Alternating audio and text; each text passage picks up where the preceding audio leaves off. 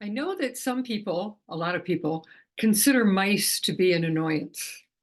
They're pests, they carry disease, they want them out of their houses, they put poison, whatever. So I just want to tell you three quick stories about relationships that I've had with wild mice. I love them. I think they're adorable. Now, if my house was overrun with them, I have a different story about that. Moving into a house that was full of mice.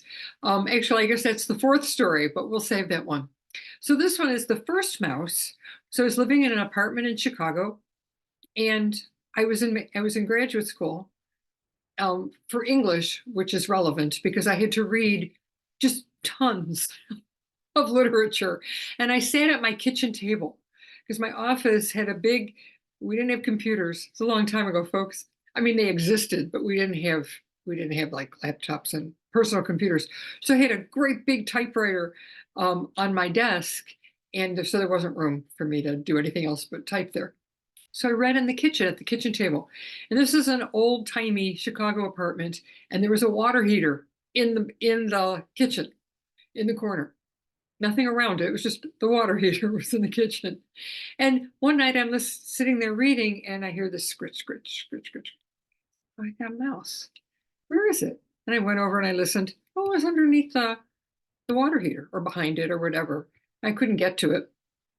And my dog had recently passed, so there was nobody chasing it out of there. And I'm like, well, okay.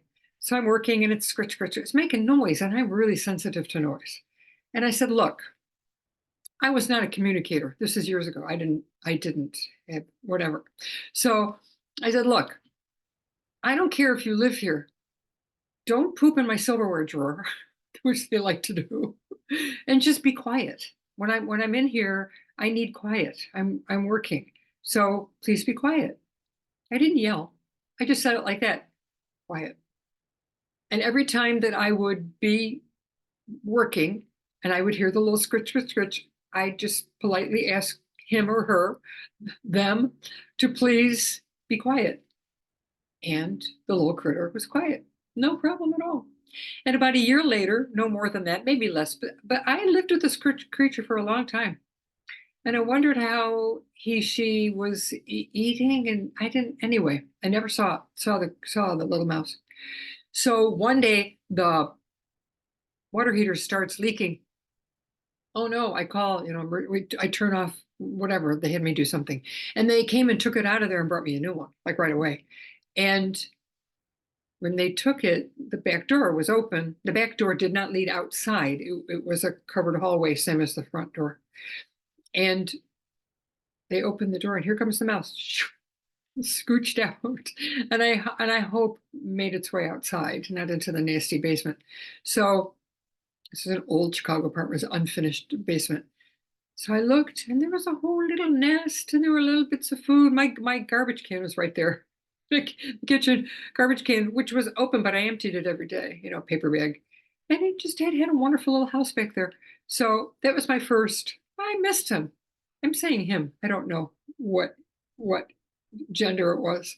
Um, but that was kind of nice having a little critter right there in the house with me since my dog was gone. And the second one was at a barn. So I was Reiki. I had learned Reiki by this time. And I walk into the barn. It was about, oh gosh, 25, 30 horses in this barn and my one horse, Nikos. And I walk into the barn and some young girls there were all in a tizzy in one of the stalls and like shrieking. What is wrong? What is going on? It fed the horse some sweet feed grain stuff. And there was a mouse in it. The mouse had apparently gotten into the feed, which is what they do. And it was in the feed, and the horse had started eating, and now the mouse is traumatized. It wasn't hurt. The horses don't want to eat mice. And so they'd taken it out. It was just kind of laying on the ground, like traumatized. And they're all standing around it. And I said, okay, back up, ladies. Back away. You're terrifying this creature. And I shared my Reiki hands from a distance, gave a little Reiki, and he kind of roused a little bit. And okay, mouse isn't dead. We're good. And we got a little box, put some hay in it, put the mouse in the box, put it up on a high enough place that the cats couldn't get to. We had barn cats. And in a few hours it was gone. And we were still there. No, nobody ate it. It left.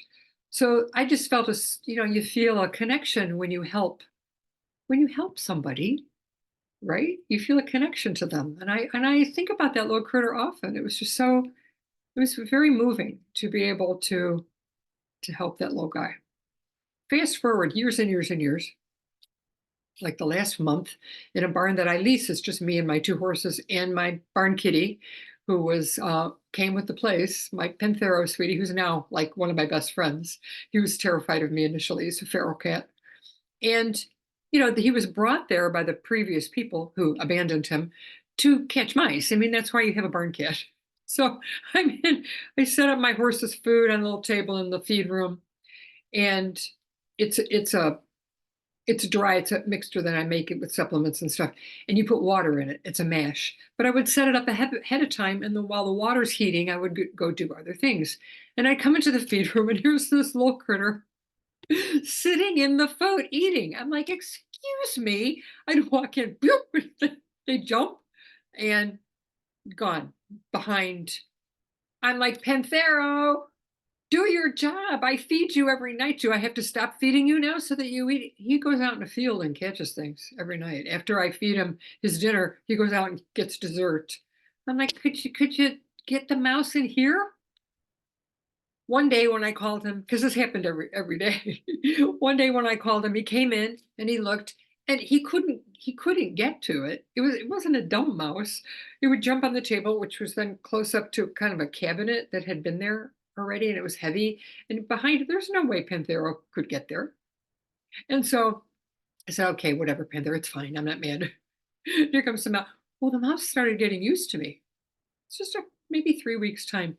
Started getting used to me and wouldn't run away. Would sit, maybe jump out of the bowl, but would sit, quietly. And I'm like, you're hilarious. So I named him. And I asked a friend, what should I name him? We went through some names, and finally, and I don't know the gender of the little mouse. So I said, okay, the name is Little Bit. I was so excited I had a name, or a little bit, but Little Bit. And I go the next day to call Little Bit, and I wondered how long he was going to stay in there, because it's starting to warm up. I'm in northern Illinois. It's not warm, but it's warming up. Gone. Ever since I found a name, Little Bit, there's no mouse left. I'm sure Panthero did not get him. I'm very sure, because I asked him not to after I said I named the mouse. Leave him alone. So that's my story about my three mice. And yes, they're all outside. I'll tell you later. I'll tell you another story about my house mice. But it's just kind of cool having a relationship with wild creatures. It's fun. And it opens your heart. So I just wanted to share that. And if you have any comments about loving on mice, you can put them below. I'd love to hear what you have to say. Okay, I'm Pam Sorellis of Winged Horse Healing, and I'll talk to you soon.